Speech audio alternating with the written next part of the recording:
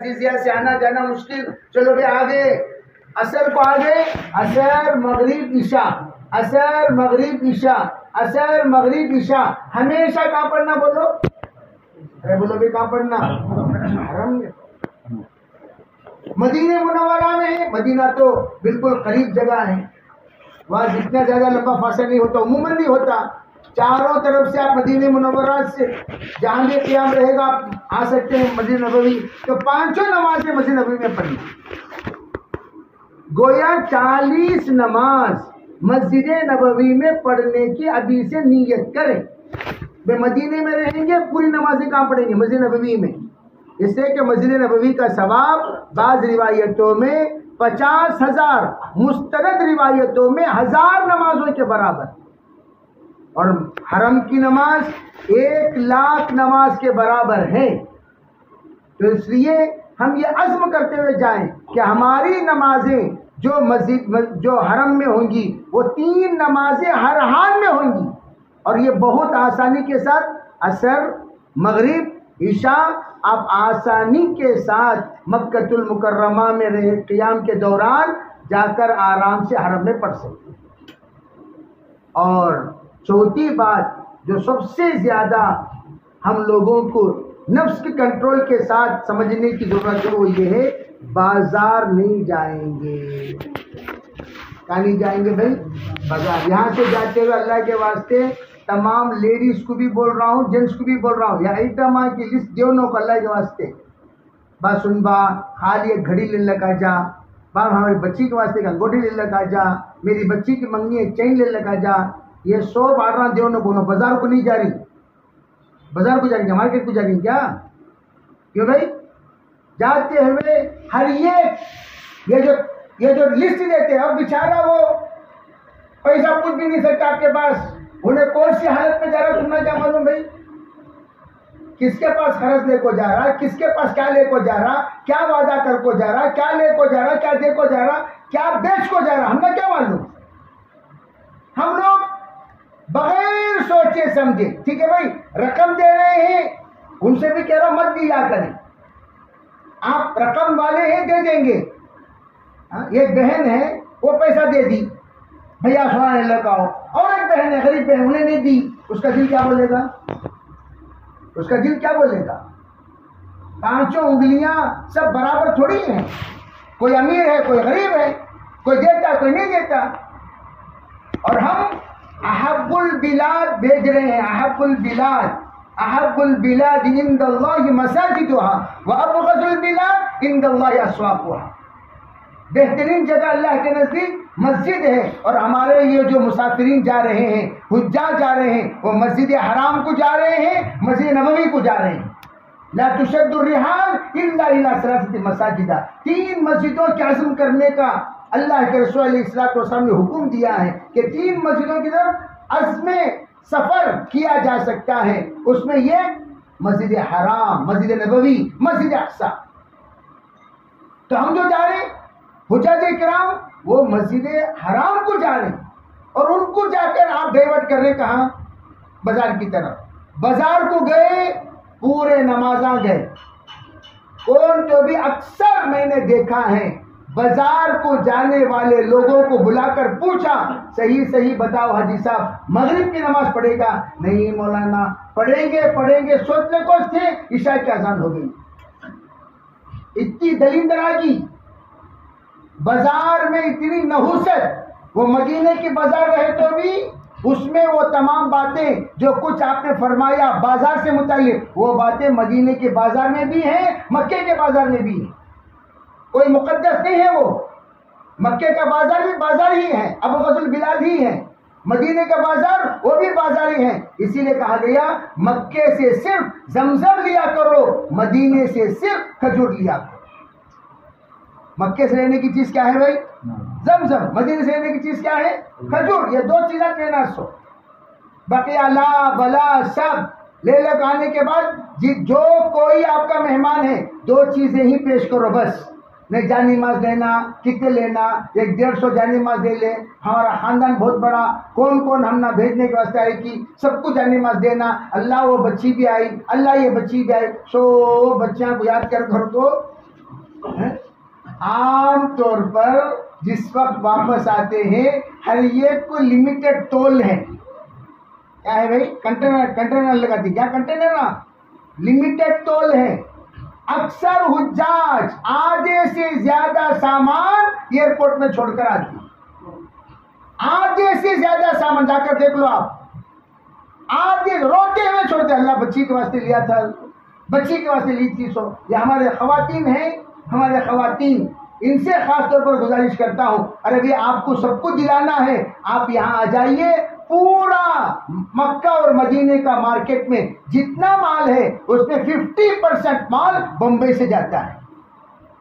بمبئی سے 50% دیگر جگہوں سے آتا ہے. تو آپ کو اگر دلانا ہی ہے چلے جاؤ بمبئی, دلا دو ان لوگوں کو آنے کے بعد واپس. لیکن میرے عزیز بھائیوں, وہاں جانے کے بعد شرمندہ مت ہو جانا, پریشان نہیں ہو جانا, خواہ مخواہ اپنا پیسہ ضائع نہ کرنا. وقت ضائع, پیسہ ضائع, جوش میں ہم لینے کا لے لیتے ہیں پھر پریشان ہو جاتے ہیں.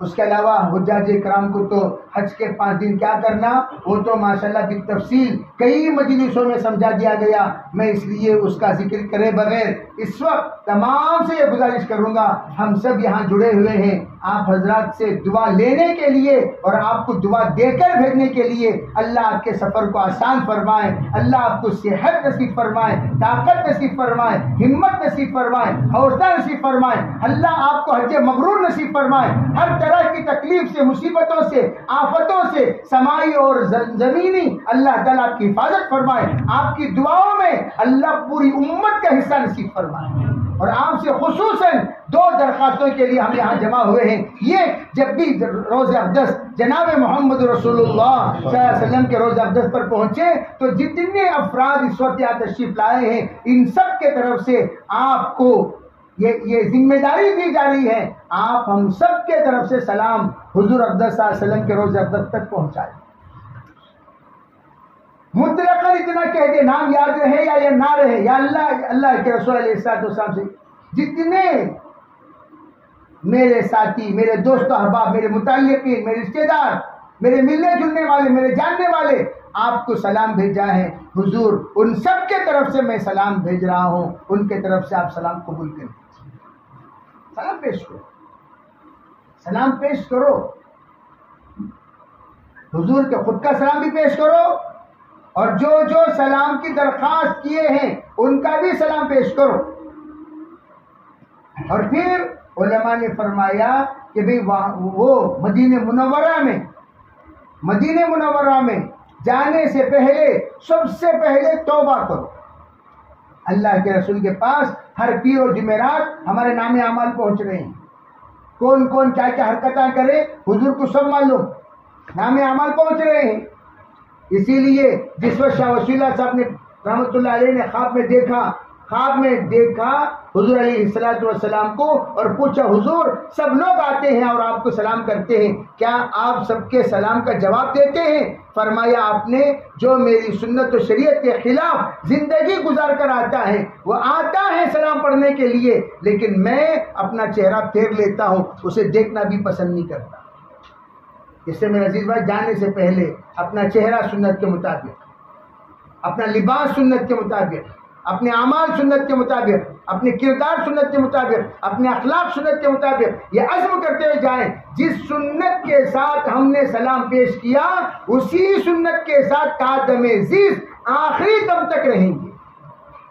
تب جا کر انشاءاللہ اللہ کے رسول علیہ السلام ہمارا سلام قبول کریں گے توبہ استغفار کے ساتھ. اسی لیے کہا مکے سے اللہ کے احکام کو لے کر, مدینے سے حضور کی سنتوں کو لے کر آیا کرو. جب آئے تو حاجی کو دیکھ کر لوگ پوچھے, ارے بھائی یہ بزرگ کون ہے؟ ارے تمہارے بھیا جی, تمہارے چچا جی. ایڈریس دینا پڑے گا, کیوں؟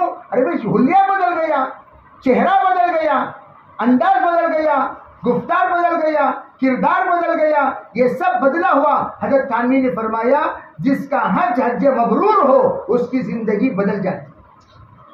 مقبول حج جس کی ہو جائے, جس کا حج اللہ قبول کر لے, اس کی زندگی بدل جاتی. اس سے سب نیت کریں گے بھی انشاءاللہ. سب تمام ساتھی بھی نیت کریں. تمام حجاج کرام جو بھی جانے والے ہیں وہ مستورات میں بھی ان سے بھی گزارش ہے کہ وہ بھی نیت کریں, ارادے فرمائیں, اور پھر وہاں جانے کے بعد انشاءاللہ سب کے لیے دعائیں کریں. اور ایسے اخلاص والا بندہ وہاں جانے کے بعد بن جاتا ہے.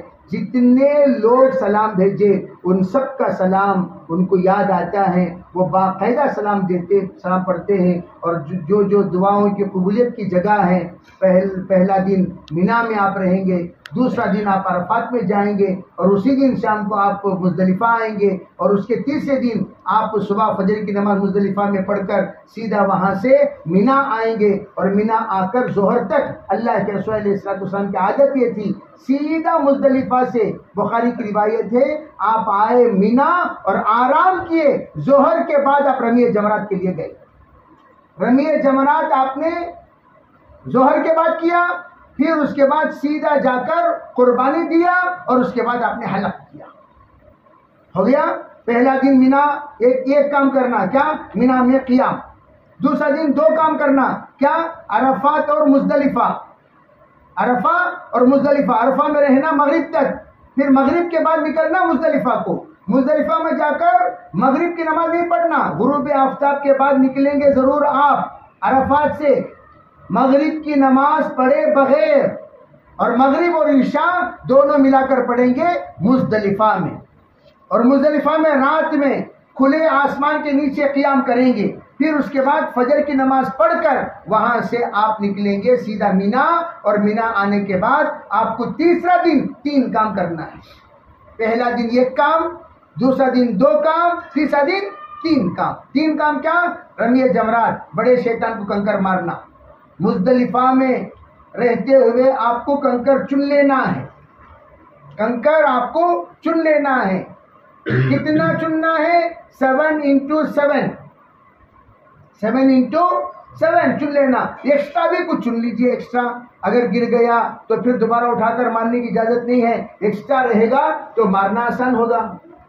سمجھے بھائی؟ تیسرا دن 3 کام, رمی جمرات, بڑے شیطان کو مارنا, دعا کرے بغیر نکل جانا, قربانی دینا اور حلق کر لینا. پھر تیسرا دن سکون سے آپ آرام کر لو. تیسرا دن, یا بلکہ اسی دن رات کو 12 بجے کے بعد آرام کرنے کے بعد 12 بجے کے بعد آرام سے طواف زیارت کے لیے نکلیں. کہاں جائیں؟ طواف زیارت, جو حج کا فرض ہے, آخری فرض. حج کا فرض ہے, آخری فرض. آپ جائیں, تیسرا فرض, جا کر طواف زیارت کریں. پھر اس کے بعد صحیح کر لیں. صحیح کر لینے کے بعد آپ کا کام ہو گیا. پھر واپس آپ اسی دن دوسرے دن ظہر کی نماز کے بعد سیدھا جا کر تینوں شیطان کو کنکر ماریں. تینوں شیطان کو کنکر, یہ 4تھا دن کی بات بول رہا ہوں میں, ٹھیک ہے بھائی؟ تینوں شیطان کو کنکر ماریں. پھر آ جائیں مینا میں آرام کر لیں. پھر 5واں دن آرام سے آپ ظہر کی نماز ادا فرما کر تینوں شیطان کو کنکر مار کر, پھر پہلا شیطان کنکر مارنا, دعا کرنا, دوسرا شیطان کنکر مارنا, دعا کرنا, تیسرا شیطان کنکر مارنا, بغیر دعا کرے کہ نکل جانا. آپ کا حج مکمل ہو گیا. یہ ہے 5 دن. 5 دن. پہلا دن مینا کا قیام, دیکھو 1 2 3 سیڑھی پر چڑھے.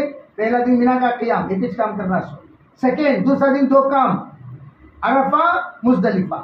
تیسرا دن 3 کام, رمی جمرات, بڑے شیطان کو مارنا, پھر اس کے بعد حلق یعنی قربانی دینا, حلق کرنا. 3 کام ہو گیا. پھر اس کے بعد نیچے اترو. پھر 4تھا دن 2 کام, کون سا؟ طواف زیارت, اور صحیح کر لو ساتھ میں. اور پھر آپ کا جو کام ہے رمی جمرات, تینوں شیطان کو کنکر مارنا. پھر آخری دن ایک کام ہوگا, تینوں شیطان کو کنکر مارنا. کریں گے بھی انشاءاللہ. اللہ تعالیٰ سب کو عمل کی توفیق عطا فرمائے. انشاءاللہ اس وقت دعا ہوگی, دعا کر لیں. پھر اس کے بعد حجاج کرام سے ملاقات کریں. اللهم لك الحمد ولك الشكر. اللهم صل على سيدنا محمد وعلى ال سيدنا محمد وبارك وسلم. اللهم نسألك العفو والعافية والمعافاة الدائمة في الدين والدنيا والآخرة. والفوز بالجنة والنجاة من النار.